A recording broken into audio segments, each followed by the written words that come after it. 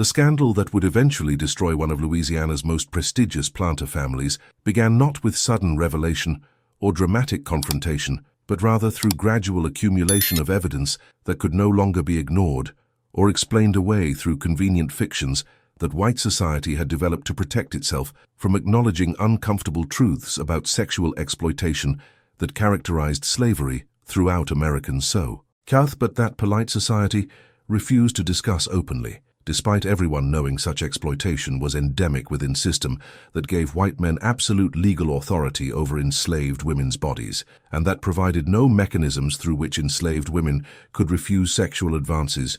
or could seek accountability when white men raped them with impunity, guaranteed by legal systems treating enslaved people as property rather than as persons deserve. In protection against violence. The family at center of this particular scandal was headed by Auguste Beaumont, 58 years old in 1859, when rumors that had circulated quietly for years finally coalesced into accusations too specific and too credible to be dismissed as malicious gossip from social rivals, jealous of Beaumont wealth and Beaumont status within New Orleans society, where Auguste's grandfather had established family fortune through sugar cultivation beginning in 1780s, when French colonial authorities had encouraged plantation development through land grants and through policies facilitating importation of enslaved Africans whose labor would be extracted until death and then replaced through purchases from slave traders operating out of Gulf Coast ports. Subscribe, like, and comment where you're watching.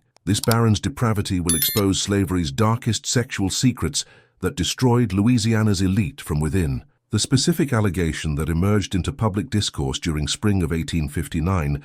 involved Auguste's daughter, Celeste, 23 years old, unmarried despite her family's wealth and despite social expectations that young women of her class would marry by age 20 to men of comparable or superior economic and social standing who could provide appropriate matches preserving and enhancing family fortunes through strategic alliances that characterized marriage practices among Louisiana's planter aristocracy. The reason for Celeste's unmarried status, reason that had generated increasingly persistent speculation among New Orleans society families who had initially attributed her singleness to personal preference or to family strategic calculations about timing of advantageous match, was revealed through letter written by former domestic servant who had worked at Beaumont Plantation Belle Riviere until being sold away in 1857 after witnessing events that she had been ordered never to discuss, but that conscience finally compelled her to expose, despite risks that disclosure would create for herself and for enslaved people still residing at Belle Riviere, who might face retaliation once Auguste discovered that plantation's secrets were being revealed to outside authorities and to public opinion that even in slaveholding society recognized certain behaviors as transgressing bounds of acceptable conduct, regardless of legal immunity that protected perpetrators from prosecution. The content of letter that reached New Orleans District Attorney's Office in March 1859 described pattern of sexual exploitation that had been occurring at Belle Riviere for approximately 6 years beginning around 1853, when Celeste had reached age 17, and when Auguste had implemented arrangement whereby 5 enslaved men, selected specifically for their youth, their physical attributes, and their understanding that refusing Auguste's orders would result in being sold to brutal conditions in Louisiana's sugar fields, where life expectancy for field workers rarely exceeded 5 years from date of purchase, were required to engage in sexual activities with Celeste under Auguste's direct supervision, and according to schedules and specifications that Auguste established based on his own perverse interests that combined sexual gratification derived from observing these encounters with apparent belief that such activities would provide Celeste with sexual experiences that Auguste considered educational or beneficial, despite obvious reality. That arrangement constituted systematic rape of both Celeste, who had no capacity to refuse her father's commands, and of 5 enslaved men who had no capacity to refuse orders from master whose authority over their bodies was absolute under Louisiana's legal systems governing slavery. The names of 5 enslaved men identified in letter as having been forced to participate in this arrangement were Matthias, aged 26 in 1859, Nathaniel, aged 24, Ezra, aged 27, Tobias, aged 23, and Silas, aged 25, all of them having been purchased by Auguste specifically for this purpose during 1852 and 1853 through transactions conducted with discretion designed to avoid creating documentation that might later reveal pattern connecting these particular acquisitions to purposes that Auguste wanted to conceal from business associates and from family members beyond Celeste herself, who was compelled to participate in activities that destroy her psychologically, while also destroying any possibility that she could marry into a respectable family. Once rumors about her father's arrangement began circulating through networks of enslaved domestic workers whose communications across plantation boundaries transmitted information that white society imagined remained secret, but that actually was known throughout enslaved communities who understood far more about white families' private behaviors than those families ever suspected. The broader context for understanding how Auguste's arrangement could have continued for 6 years without provoking intervention from authorities or from family members who should have recognized that something profoundly wrong was occurring at Belle Riviere involves recognizing several characteristics of antebellum Louisiana society that made such exploitation possible while simultaneously making its exposure dangerous for anyone attempting to bring it to public attention. The first characteristic involved legal framework that gave fathers absolute authority over unmarried daughters, whose legal status as dependents meant they possessed no independent capacity to refuse paternal commands or to seek protection against paternal abuse, regardless of how extreme that abuse might be. Louisiana's civil law tradition derived from French legal codes that emphasized paternal authority more strongly than did common law traditi, governing most other American states, but that shared with those traditions fundamental assumption that families constituted private domains where state intervention was inappropriate, except in most extreme circumstances, where behavior shocked public conscience sufficiently to overcome general reluctance to interfere in matters considered properly within family discretion. The second characteristic involved slavery system itself, which normalized sexual exploitation of enslaved women to such degree that white society developed elaborate fictions denying that rape was occurring, even when everyone knew that white men routinely forced enslaved women into sexual relationships that produced children whose mixed-race ancestry was visible evidence of sexual activities that polite society refused to acknowledge openly. The extension of this normalized sexual exploitation to include forcing enslaved men to have sex with white women represented reversal of normal pattern where white men raped enslaved women, but underlying logic remained same. Slavery gave owners absolute authority over enslaved people's bodies, including authority to command sexual activities regardless of consent and regardless of how such activities might violate enslaved people's own desires or their own sense of dignity and autonomy, that slavery systematically denied while claiming that such denial was justified through racial theories, insisting that enslaved people lacked full humanity and therefore lacked capacity for feelings or for moral sensibilities that would make sexual exploitation traumatic in ways that it would be traumatic for white people subjected to similar treatment. The third characteristic involved social networks among Louisiana's planter elite that created strong incentives to conceal scandals that might damage family reputations or might expose behaviors that challenged public narratives about planter class representing civilized refinement and cultural sophistication that supposedly distinguished them from common people and that supposedly justified their political dominance and their enormous wealth accumulated through exploitation of enslaved labor. The unwritten rules governing these social networks meant that families discovering scandalous information about peers were expected to remain silent rather than exposing such information publicly, were expected to distance themselves socially from families whose behavior transgressed bounds while not actually calling public attention to specific reasons for such distancing, and were expected to maintain facade that everything was normal and proper, even when everyone within elite circles understood that particular families were engaged in activities that violated even permissive standards that characterized society, where slavery made virtually any exploitation of black people legally permissible and socially acceptable, as long as such exploitation remained somewhat discreet and as long as it didn't challenge fundamental premises about white supremacy and about racial hierarchy that entire system depended on maintaining. The specific circumstances that led to exposure of Auguste's arrangement, despite these powerful incentives towards silence, involved combination of factors, including the former domestic servant's decision that moral obligation to expose wrongdoing outweighed personal risks that disclosure would create, increasing tensions within Beaumont family, as Celeste's psychological deterioration became impossible to conceal from relatives who began asking questions about why she remained unmarried and why she appeared so profoundly unhappy despite material comforts that her family's wealth provided. And broader political context during late 1850s, when debates about slavery's morality and about whether institutions should be allowed to expand into Western territories were creating circumstances where even slavery's defenders sometimes felt compelled to acknowledge that certain practices within system were indefensible and needed to be eliminated to strengthen arguments about slavery being beneficial institution whose continuation was justified by supposedly humane treatment that most enslaved people supposedly received, despite abolitionists' exaggerated claims about brutality and exploitation. The investigation that New Orleans District Attorney's Office initiated in response to letter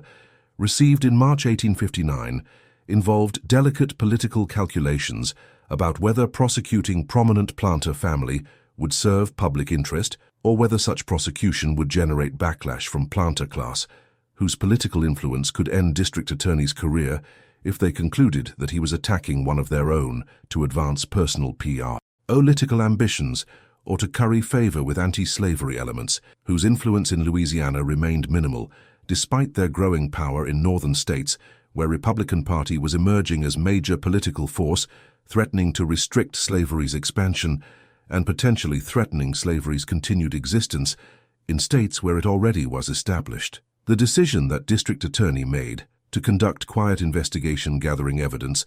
before deciding whether formal charges should be filed reflected his understanding that proceeding without overwhelming evidence would fail in courts, where juries drawn from planter class would be reluctant to convict one of their own, based on testimony from enslaved people whose credibility white legal systems systematically devalued and based on accusati ons about sexual activities that could not be proven through physical evidence beyond whatever testimony could be obtained from participants who all had reasons to lie or to minimize their knowledge, depending on whose interests they believed were best served by truth or by concealment. The testimony that investigators gathered during April and May of 1859, through interviews conducted with current and former workers at Belle Riviere, and through examination of plantation records documenting purchases of 5 men whose acquisition patterns suggested they had been selected for purposes beyond normal agricultural labor. Requirements came from multiple sources, whose accounts corroborated each other in ways that investigators consider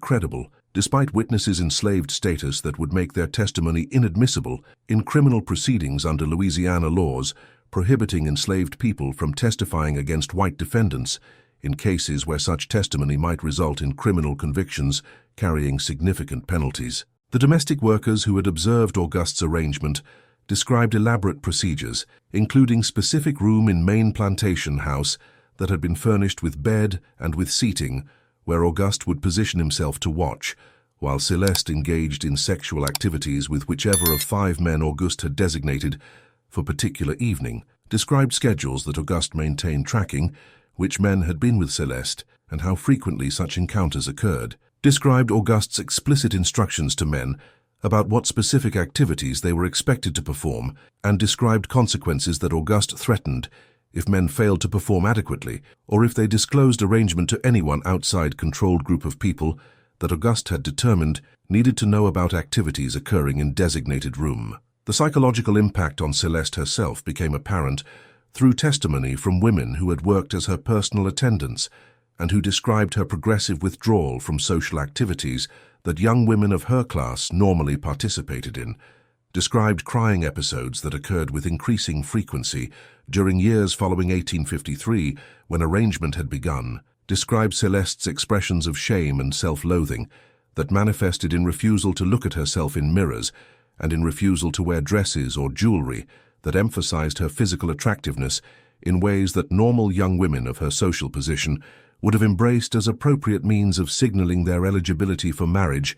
to suitable men from comparable families. The accounts from these attendants described Celeste as having been destroyed psychologically by experiences that her father had forced upon her, described young woman who had once been vivacious and socially engaged, transforming into withdrawn person who spent most of her time in private quarters, refusing visitors and refusing to attend social events where her presence would have been expected and where her absence generated speculation about illness or about family tensions that people correctly suspected involved some kind of scandal, but whose specific nature remained unknown until let. Ter from former servant provided details that made sense of behavioral patterns that previously had seemed mysterious. The testimony from 5 enslaved men who had been forced to participate in Augusta's arrangement provided investigators with detailed accounts that corroborated domestic workers' descriptions while adding perspectives about psychological trauma that men themselves had experienced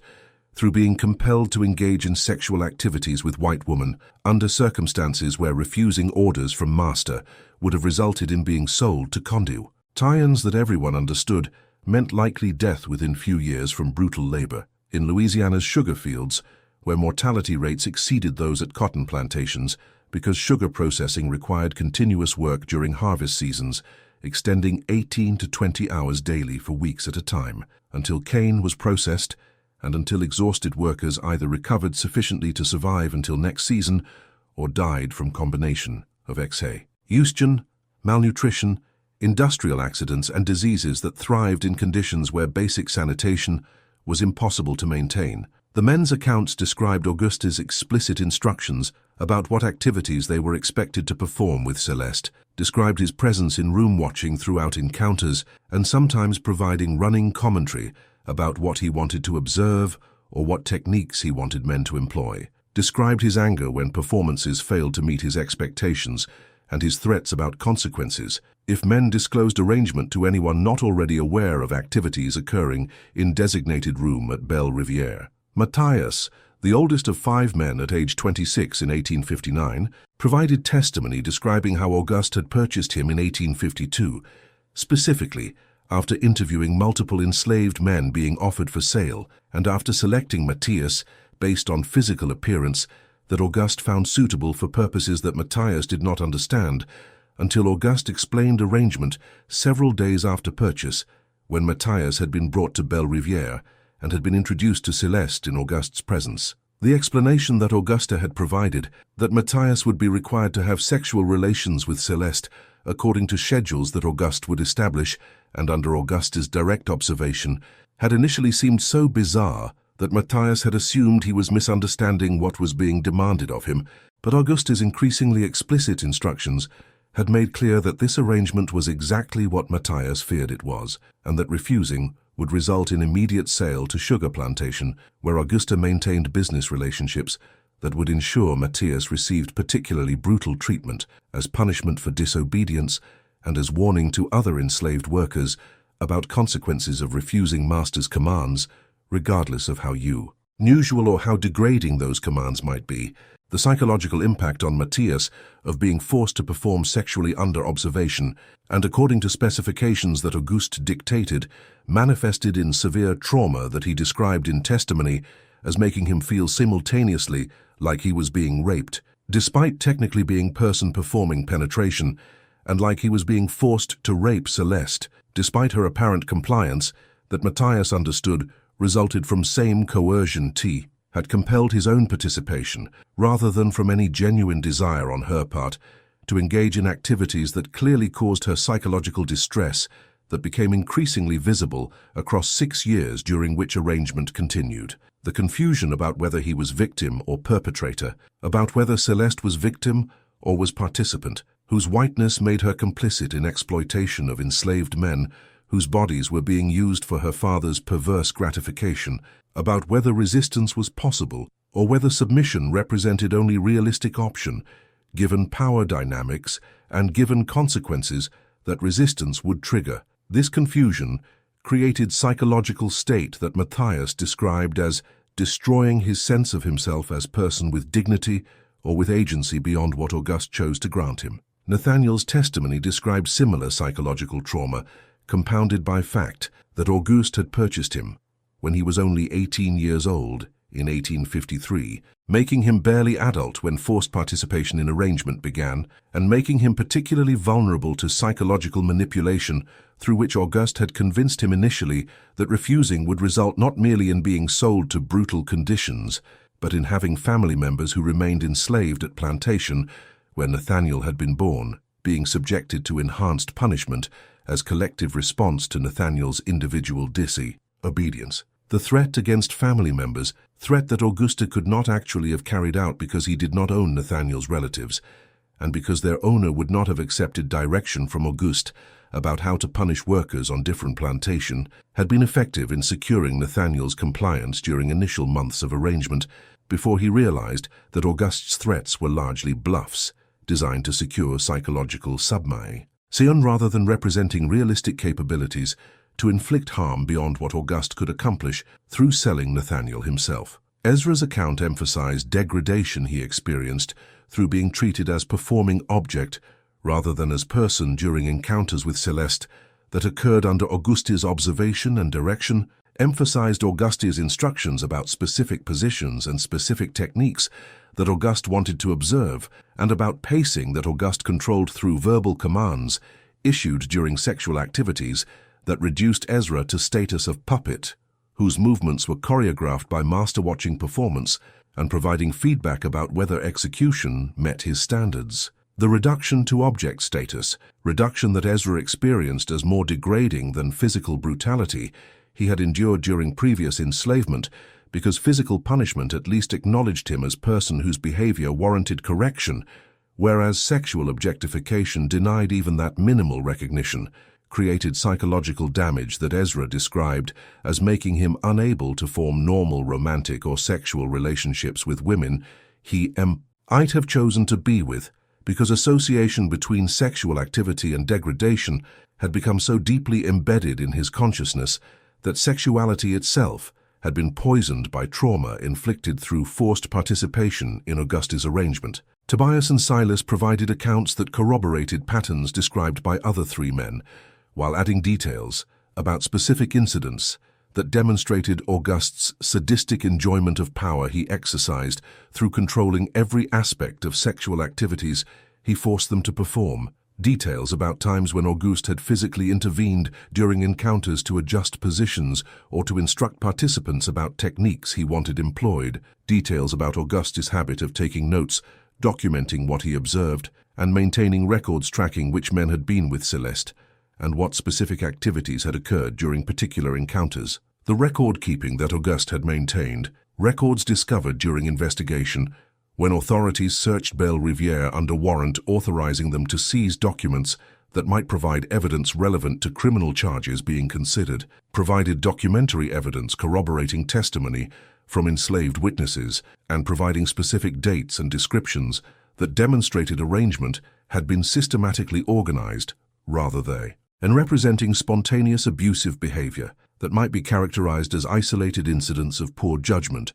rather than a sustained pattern of exploitation extending across 6 years and involving careful planning and careful execution designed to achieve Auguste's objectives while minimizing risks of discovery. The investigation into Auguste's motivations for establishing and maintaining arrangement revealed complex mixture of sexual perversion, desire to control daughter's sexuality through directing her sexual experiences according to his specifications, and apparent belief influenced by pseudoscientific racial theories circulating among some elements of planter class during 1850s that exposing white women to sexual contact with black men might produce physiological or psychological effects that Auguste considered worth studying through observing Celeste's responses during forced encounters with 5 enslaved men whose participation provided him with opportunities to observe racial mixing under controlled conditions that he apparently believed had scientific or anthropological value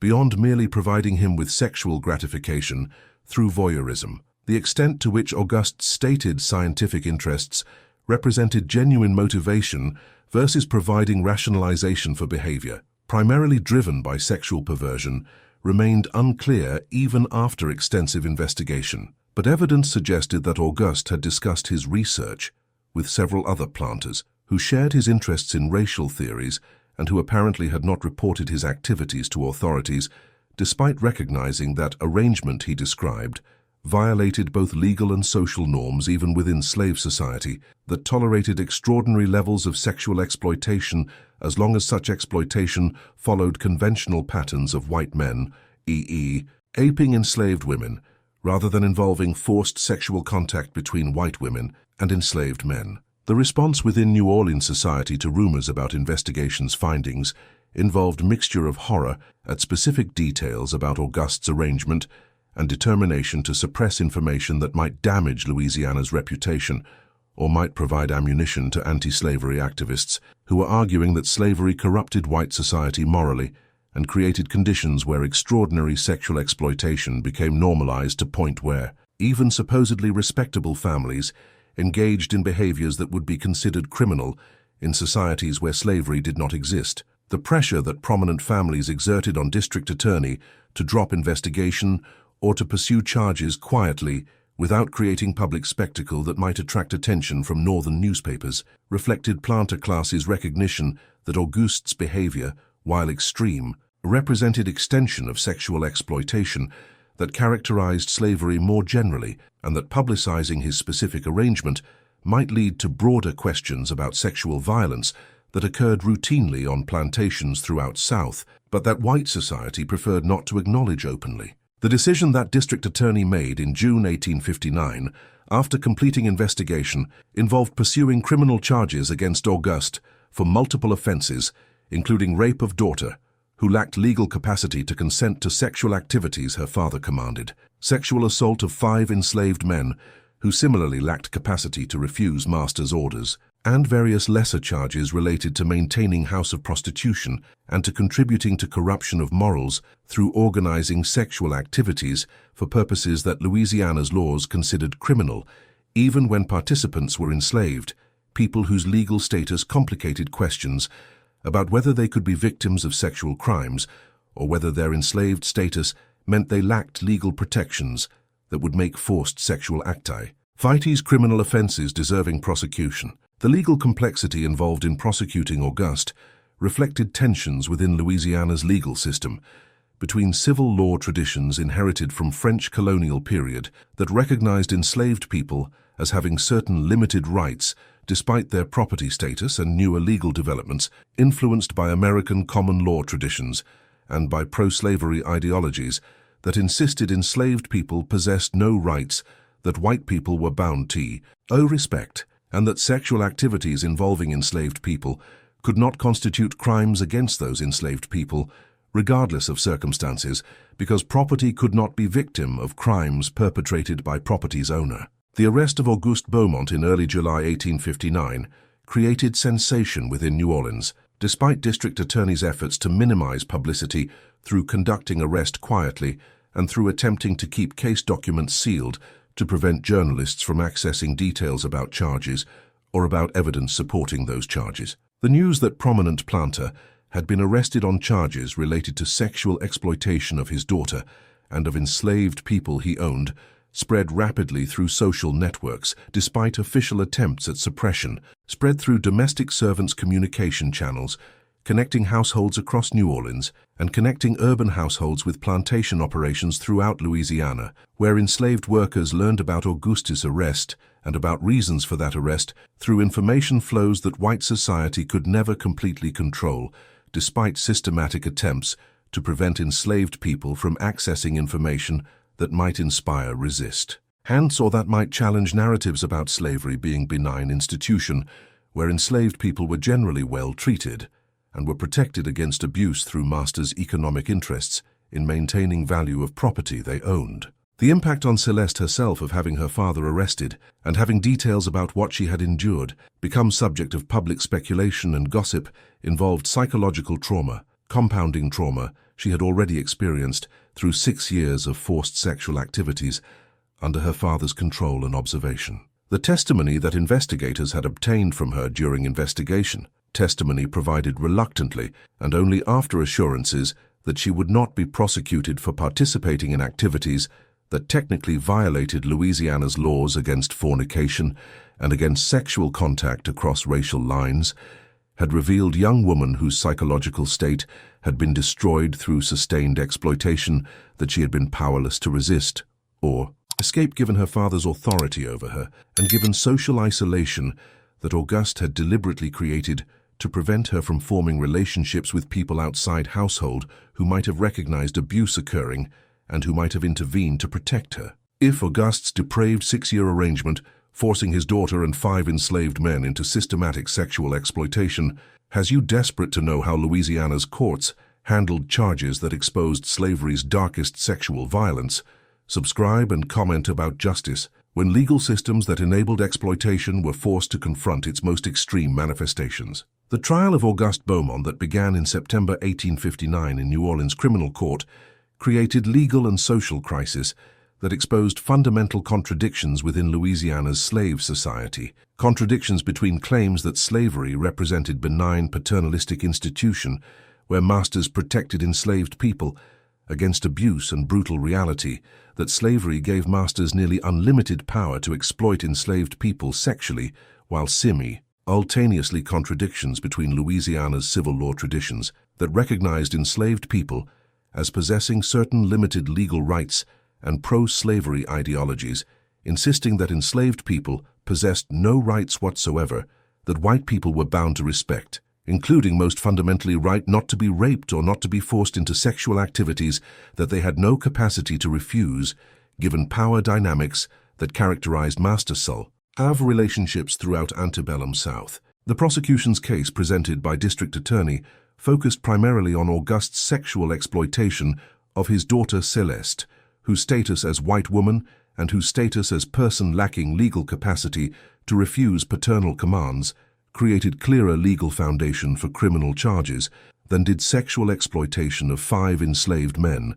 whose testimony about being forced to have sex with Celeste raised complex questions about whether enslaved people could be victims of sexual crimes perpetrated by their owners, or whether their property status meant they lacked legal standing to complain about sexual activities that masters commanded regardless of consent or lack thereof. The testimony that Celeste herself provided during trial, testimony delivered haltingly and with visible psychological distress that made clear to observers that she had been profoundly traumatized by 6 years of forced sexual activities under her father's control, described arrangement beginning in 1853 shortly after her 17th birthday, when Auguste had explained to her that he intended to provide her with sexual education that he considered necessary preparation for marriage, but that would involve her engaging in sexual activities with enslaved men that Auguste had purchased specifically for this purpose. The description that Celeste provided about initial encounter with Matthias occurred under Auguste's direct observation, in room that had been prepared with bed and with seating where Auguste positioned himself to watch, described her complete psychological paralysis during encounter, where she had been unable to refuse or to resist, because combination of paternal authority, shock at what was being demanded of her, and terror about consequences if she attempted to refuse, had left her incapable of any response except passive submission to activities that she found degrading and traumatic beyond anything she had previously experienced or imagined possible within supposedly respectable family, whose social position should have protected her against exploitation that she associated with prostitution or with other degraded circumstances rather than with behavior occurring within elite planter household. The progression across 6 years from 1853 through 1859, during which arrangement had continued, involved Celeste being required to engage in sexual activities with all 5 men, according to schedules that Auguste maintained, and according to specifications that Auguste provided about what particular activities he wanted to observe during particular encounters. Progression that Celeste described as destroying her psychologically through combination of sexual trauma itself, shame and self-loathing that resulted from being forced to participate in activities she found degrading, isolation that resulted from Auguste's prohibition against her discussing arrangement with anyone outside controlled group of people who already knew about activities occurring in designated room, and despair about impossibility of escaping situation given her complete economic and legal dependence on father whose authority over her was absolute under Louisiana's legal frameworks governing unmarried women's status as legal dependents without capacity to make independent decisions about where to live or how to support themselves financially. The defense that Auguste's attorneys presented involved arguing that no criminal conduct had occurred, despite admitting that Auguste had arranged sexual activities between Celeste and 5 enslaved men, arguing instead that as father and as Master Auguste possessed legal authority to make decisions about daughters' education and about enslaved people's activities that might appear unusual or inappropriate to outside observers,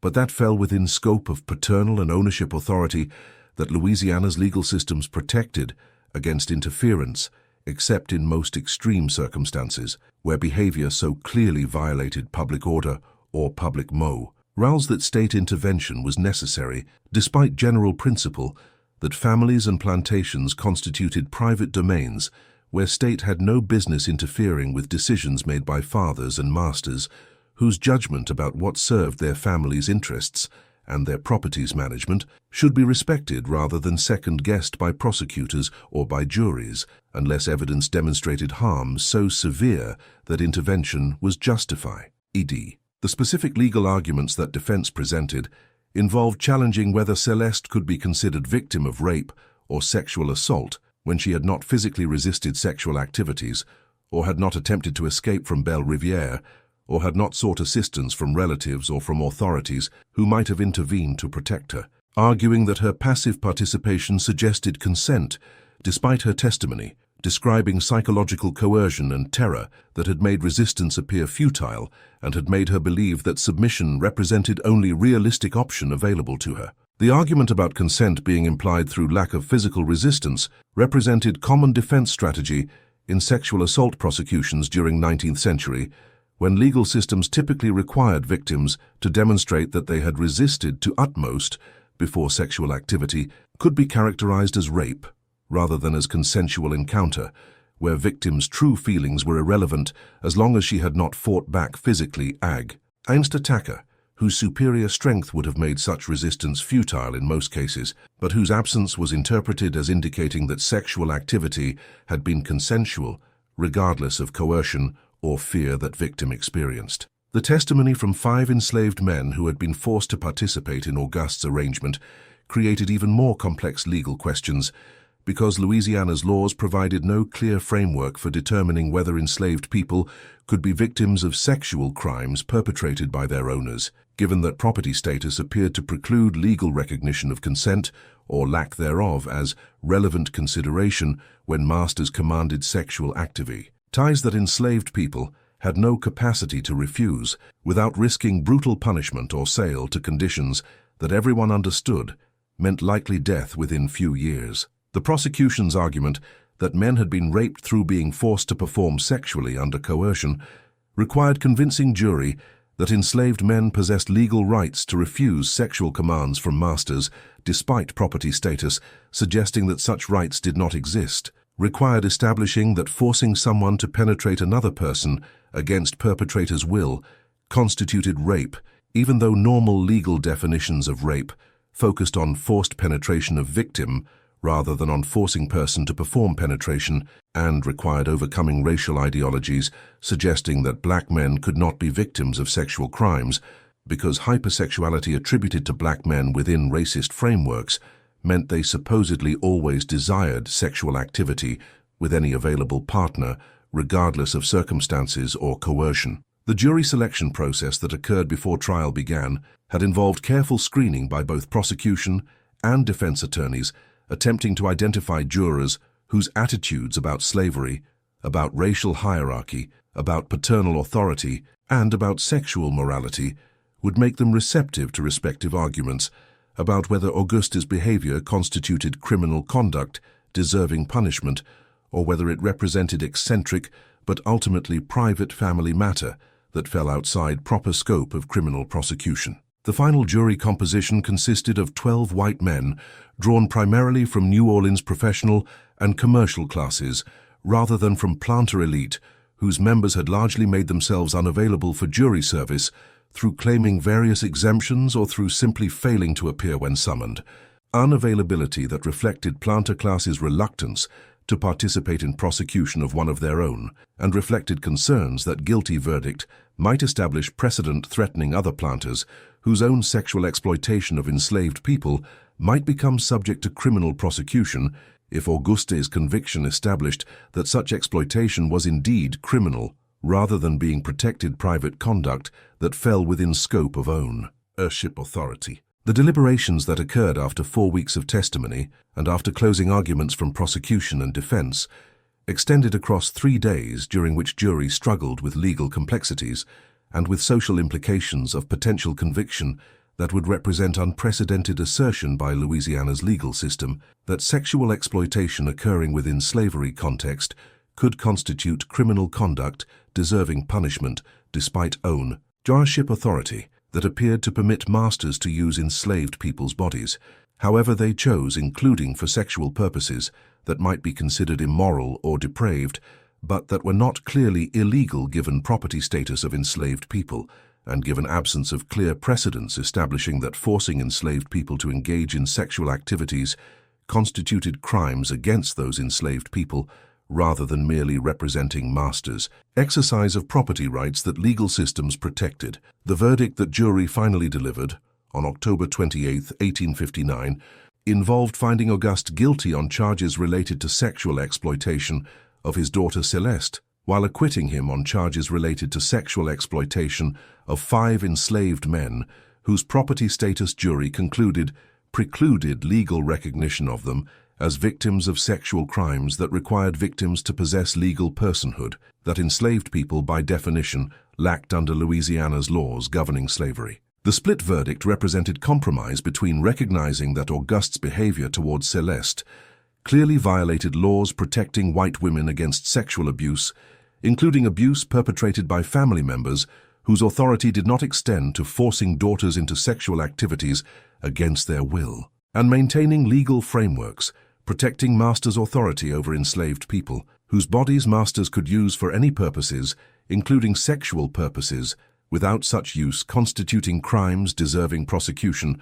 as long as use did not involve violations of other laws prohibiting specific activities, like forcing enslaved people to engage in prostitution with customers who paid for sexual access, rather than simply commanding enslaved people to have sex with persons that masters designated. The sentencing that occurred in November 1859 involved judge imposing prison term of 15 years on charges related to Celeste's sexual exploitation, sentence that represented severe punishment by standards of era,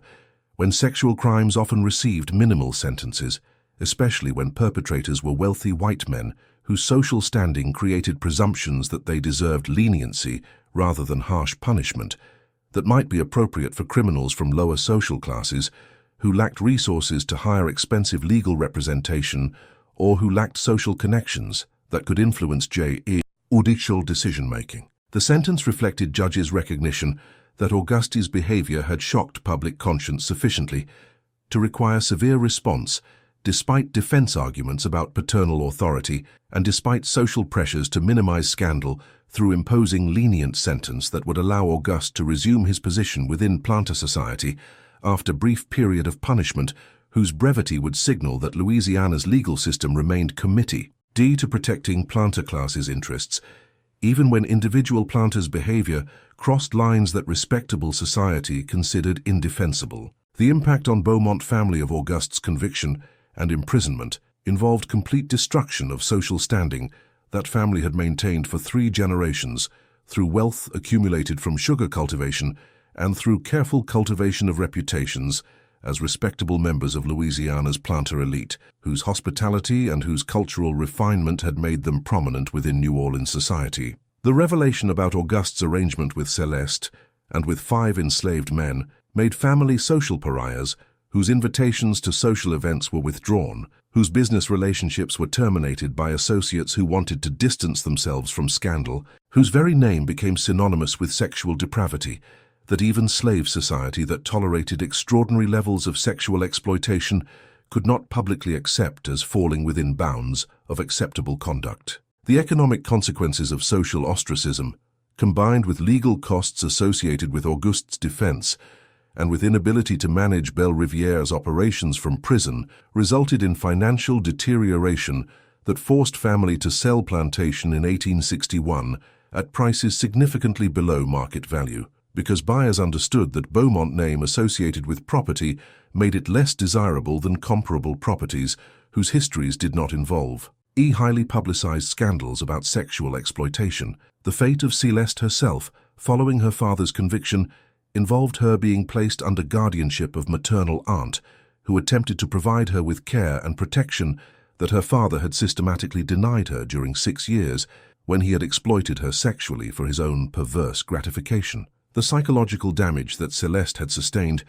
proved too severe for recovery through family support or through medical treatments that 1859 medicine could provide. She was institutionalized in private asylum for treatment of what physicians diagnosed as severe melancholia and hysteria in 1862, and remained institutionalized until her death in 1871 at age 35 from pneumonia contracted during winter when asylum's heating systems failed, leaving patients exposed to cold that proved fatal for several residents whose health had already been compromised through mental illnesses and through treatments, including extended confinement and forced sedation that 19th century psychiatric medicine employed, despite their demonstrable ineffectiveness and despite harm they often caused to patients subjected to them. The 5 enslaved men who had been forced to participate in Auguste's arrangement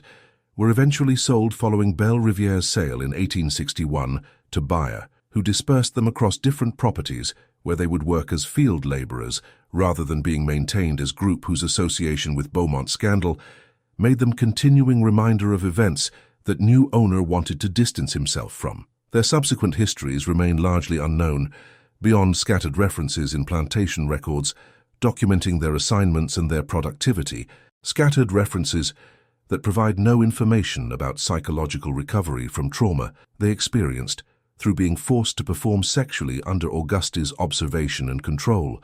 or about whether they ever found opportunities to form families or to establish lives beyond sexual exploitation they had endured during years at Belle Riviere. The broader historical significance of Auguste Beaumont's case extended far beyond immediate destruction of single planter families' reputation and fortune to reveal fundamental contradictions within slavery system that claimed to represent civilized institution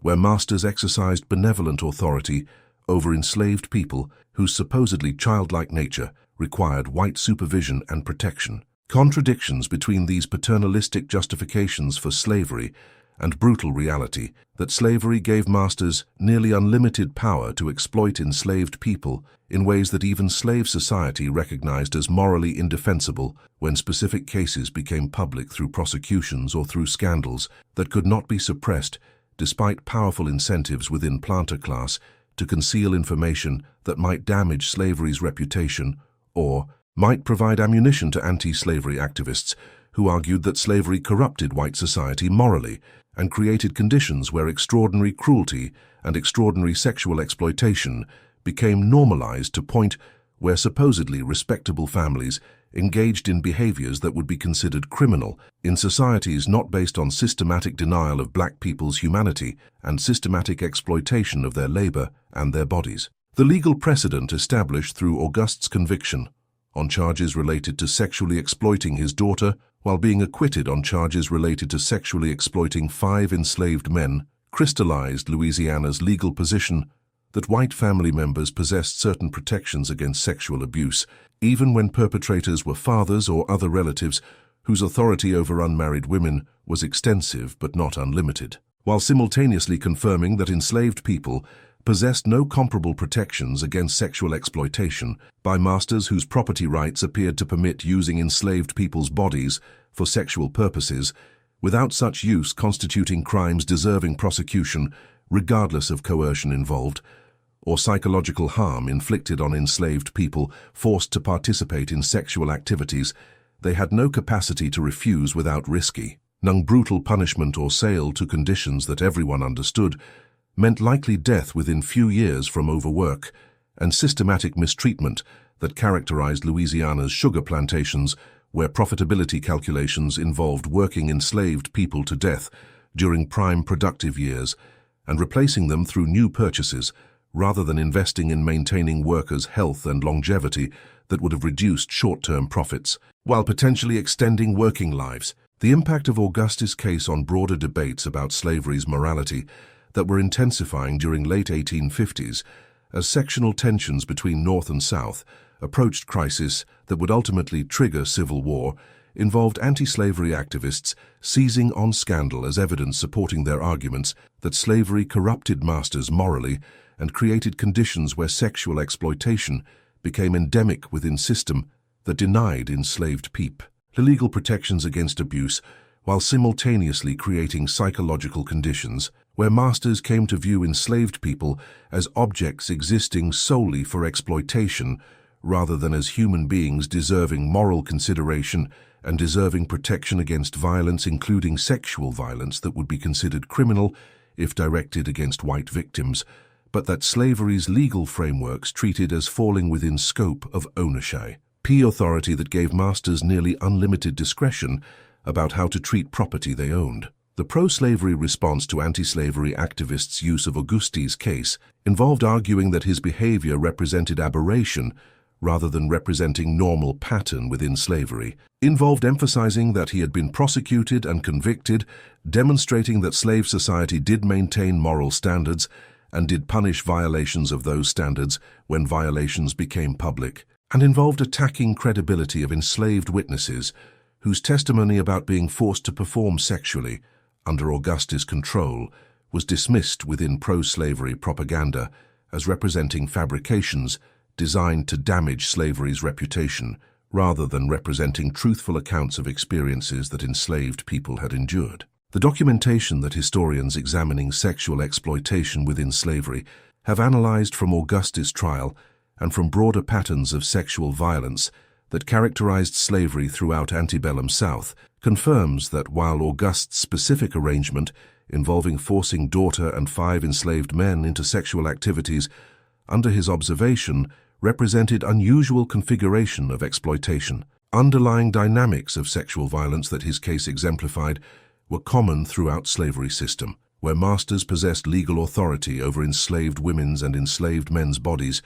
that made refusing sexual commands virtually impossible without risking consequences that could include brutal physical punishment, sale away from families and communities, or death through being worked to death in particularly brutal conditions as punishment for resistance. The estimates that modern historians have developed based on analysis of birth records, plantation documents, court cases, and enslaved people's own testimonies collected through various sources, including narratives recorded during 1930s, when formerly enslaved people were interviewed about their experiences, suggest that substantial majority of enslaved women experienced sexual assault or rape at some point during their enslavement, that mixed-race children, whose paternity derived from white men raping enslaved women, constituted significant portion of enslaved population by 1860. And that sexual exploitation represented systematic feature of slavery rather than representing isolated incidents perpetrated by particularly depraved individuals whose behavior could be dismissed as aberrations not reflecting broader patterns within supposedly benign institution. The psychological legacy of sexual exploitation within slavery extended across generations as trauma experienced by enslaved people who were raped or who were forced to witness family members being raped was transmitted to children and grandchildren through mechanisms including direct discussion of experiences, through behavioral patterns reflecting unprocessed trauma, and through social contexts where sexual violence remained ongoing threat throughout slavery's duration, and where fear of such violence created constant anxiety, affecting enslaved people's psychological well-being and affecting their capacity to form stable families or to maintain relationships, that slavery's systematic separation of families through sales made extraordinarily difficult even without additional trauma created by sexual exploitation. The research that psychologists and historians have conducted examining intergenerational trauma transmission within African American communities has identified slavery's sexual violence as representing one of several traumatic experiences whose effects persisted across generations through mechanisms that remained poorly understood until relatively recently, when trauma research began examining how experiences of systematic violence and systematic exploitation created psychological and even physiological changes that could be transmitted from parents to children through various mechanisms, including epigenetic changes affecting gene expression, through parenting practices shaped by parents' own traumatic experiences, and through social environments, where ongoing racism and ongoing economic exploitation created conditions resembling, in many respects, conditions that had existed during slavery, despite formal legal emancipation. The eventual release of Auguste Beaumont from Louisiana State Prison in 1869, after serving 10 years of 15-year sentence, occurred during Reconstruction period, when Louisiana's political and legal systems were being transformed through federal military occupation, through new state constitution adopted in 1868 that granted citizenship and voting rights to black men, and through election of new government that included black legislators and officials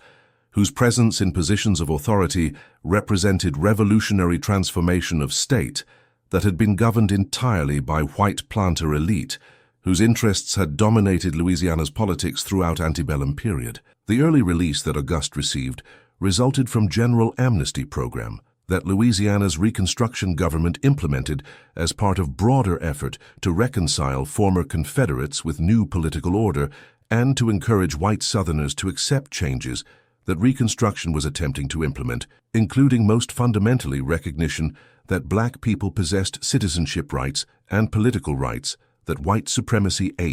had systematically denied throughout slavery, and that many white Southerners remained determined to deny, despite constitutional amendments and despite federal legislation designed to protect those rights against state and local governments' attempts to nullify them through various mechanisms, including violence directed against black people attempting to vote or attempting to exercise other rights that formal legal emancipation had theoretically guaranteed. The final years of Auguste's life, following his release from prison, involved him living in obscurity in New Orleans' rooming house, under assumed name, attempting to avoid recognition by people who remembered scandal that had destroyed his family's reputation and fortune, attempting to avoid confrontations with relatives of people he had exploited, who might seek revenge against him, now that he no longer possessed wealth or social position that had protected him against consequences of his actions during period when he had been prominent member of Louisiana's planter elite. The death that occurred in 1874 at age 73 from heart failure involved Auguste dying alone in circumstances that represented complete reversal from privileged existence he had enjoyed before his conviction, dying without family members present, because relatives who had survived Civil War and Reconstruction either had died themselves or had deliberately distanced themselves from him to avoid being associated with scandal that continued to be remembered within New Orleans, despite 15 years having passed since his trial, and despite enormous social and political transformations that had occurred during Civil War and Reconstruction that had destroyed the slavery system, and that had destroyed planter class's political dominance, even though economic power remained largely in white hands, despite black people's formal legal equality. The historical memory of Auguste Beaumont's case within Louisiana and within broader understanding of slavery's sexual violence, has involved periodic rediscovery of scandal through historians examining court records or through descendants of enslaved people at Belle Riviere, learning about experiences their ancestors had endured and sharing those stories through family histories or through contributions to historical projects documenting slavery's impact on specific families and specific communities. The pattern of rediscovery and subsequent forgetting that has characterized Auguste's case reflects broader patterns in how American society has dealt with slavery's history, periods of intense interest and moral reckoning, alternating with periods where slavery is minimized or romanticized, through narratives emphasizing supposedly benevolent masters and supposedly contented enslaved people whose experiences are sanitized to remove evidence of systematic violence and systematic exploitation that actually characterized institution, whose brutality even slavery's contemporary defenders sometimes acknowledged privately, even while publicly